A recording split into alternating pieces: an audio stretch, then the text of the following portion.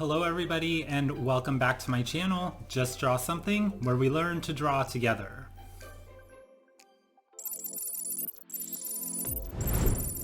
Alright, today we will be doing video 3 in my 3-part series of me drawing my original character Primera. Now, today we are going to focus on coloring. Coloring may be a little tedious and stressful for some, but I find it very therapeutic. Alright, today I will be using my iPad Pro and I will be drawing on Procreate. Now Procreate is not necessary to color or draw. If you are using a paper and color pencils, make sure you do your fill in kind of light so that way you can build up your shadows. For people using Photoshop, Paint-Tool-Sai, or Clip Art Studio, feel free to follow along as normal. Okay, let's go ahead and get started. So we are going to go ahead and start off with our fill layer. Now these are just solid colors that I like to place just so that way I can choose the colors that I want. Some people, they will go ahead and pick these colors in the beginning of their drawing or pick it right as they are coloring. I'm the one who picks it as I go. However, you can choose whatever method you want. Luckily, I drew her already before, so I have a reference picture of what colors I use. Now, a great tip to follow is using the color wheel sort of as a guide. So if you pick an orange color, just look at what color is opposite of it, and that is its harmonizing color. So Procreate has this amazing tool that I sometimes use. I don't use it all the time, but it is called Harmonize. And when you pick your colors through the Harmonize, it shows you the harmonizing color on the other side. So definitely a good tool if you're trying to find a color palette. Other things you can use are, if you just do a quick Google search, you can do color palette pickers where you pick the color blue and then it will give you a palette and then you can work off of that palette for your drawing. I find it to be really helpful to have pre-palettes, so I would definitely suggest that if you're stuck on picking colors. So for the shading, I find it quite easy to use a dark color of another color. So for instance, I'm using a really dark purple to sort of place my shadows, and I use this on the rest of my shading piece. I do not like taking colors out and shading with black and white. Sometimes I'll do black and white, but I prefer to uniform all of my shadows with a really dark color of either blue or purple, and then I'll do some highlight pieces, maybe with red, just to add some color to my pictures. Sometimes I end up picking colors that are very washed out, but that is my preference. I do not like very vibrant contrasted colors. I like those very muted tones because I find I am not just a fan of the super bright, vibrant colors and all super saturated. So what I'll do is I will just keep on laying purple down where I figure there might be a shadow or where I kind of want the hair to be separated. Now it's very important to look at reference pieces just so that way you can kind of figure out where their shadows is and where it might fall on your character. So if you're creating original character, I would say that it's definitely in the beginning looking at different people's poses. If you're drawing females, make sure their hair is kind of laid down in a similar way, just so that way you can understand the lighting of what you are drawing or coloring. So that way you can lay down these shadows really confidently, because you can tell when you start guessing on the shadow pieces and whatnot, you can tell that where there's confidence lost. I am not 100% the best in shading. I am still learning, just like we all are learning, but I can get away with some of it, but as you can see, I struggle with other parts of it. For the shadows, I just kind of keep on laying down more shadows and more shadows where I think they would be fit. So where I usually draw the lines, usually there's either a light shadow or a hard shadow underneath it. Right now I'm just kind of working with hard shadows. That's the kind of typical thing you find in anime.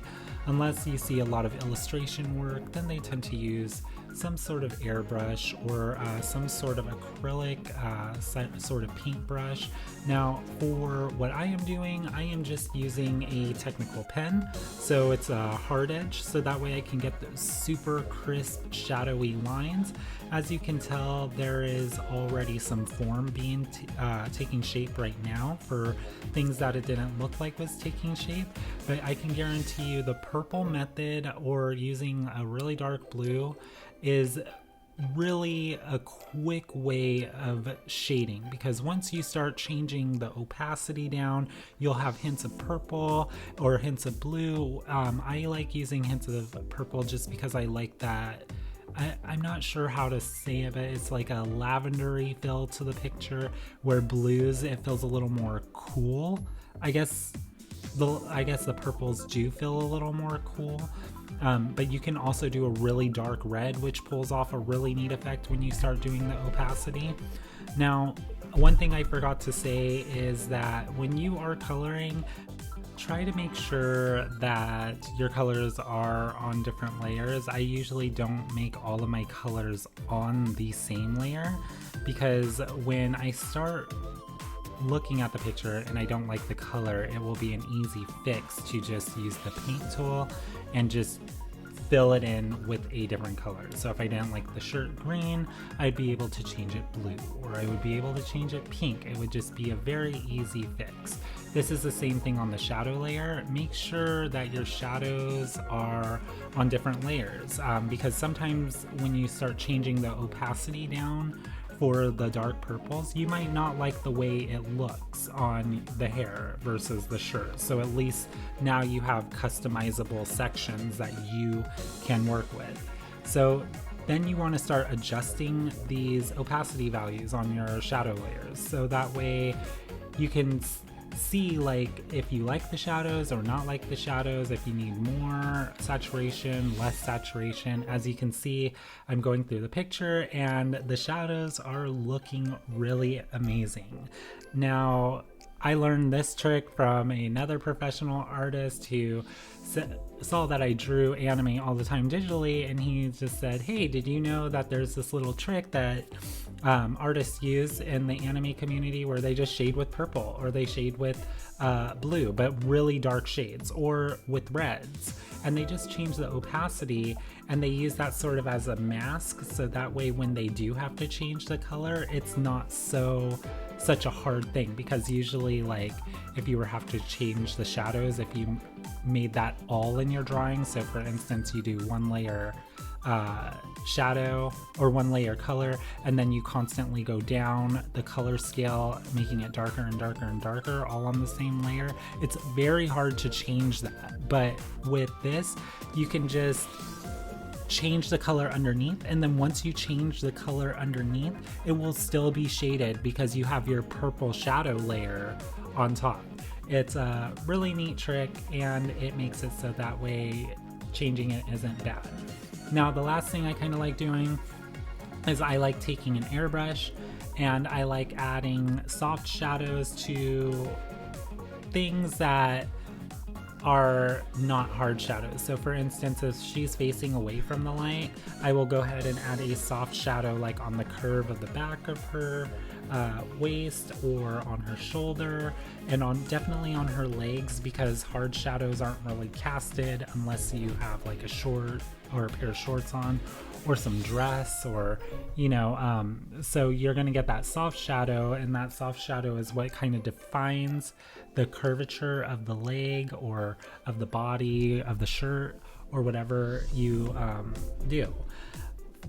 So the next thing I like doing is I like kind of just making sure all of my colors look good. So for instance, her skin kind of looks really pale, so I will go ahead and go into the color correction, and I will go ahead and make sure to add some reds to her skin tone, so that way she doesn't just look so fleshed out.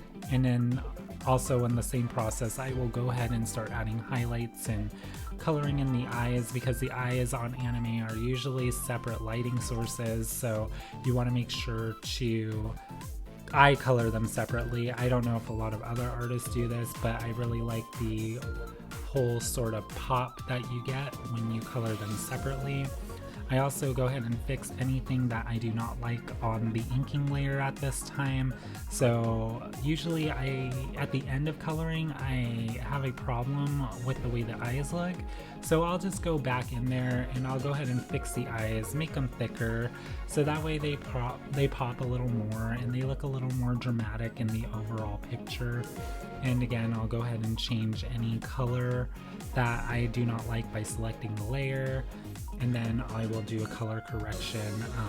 I don't know the difference between Photoshop and Paint Tool Sai. I feel like they're about the same, so I would definitely just, you know, just let your eye do the work. Usually your eye can tell you like, oh, this looks good or this doesn't look good. But I guess if you're here, then you're trying to learn what looks good too.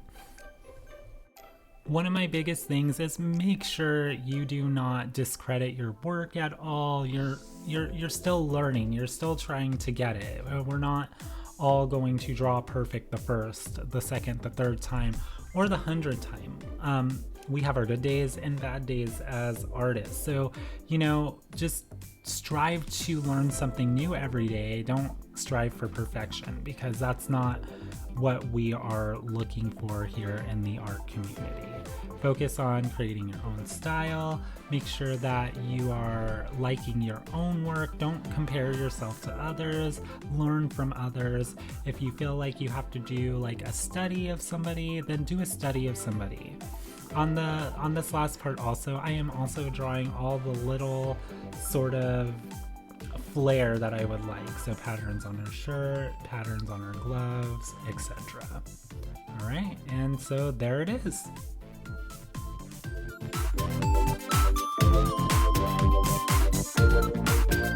Congratulations, you have made it to the end of the video, and hopefully you learned something new today about coloring. I know coloring can be hard, but if you just keep on doing it, practice, and use a little bit of perseverance, then you will make it through, my friend. Alright, feel free to leave a comment with any feedback or critique in the comment section below, and also drop a comment of something you'd like to be drawn, and I will learn how to draw it and teach you guys how I learned how to draw it. Don't forget to like, subscribe, and hit that bell for notifications. Have a good day, guys.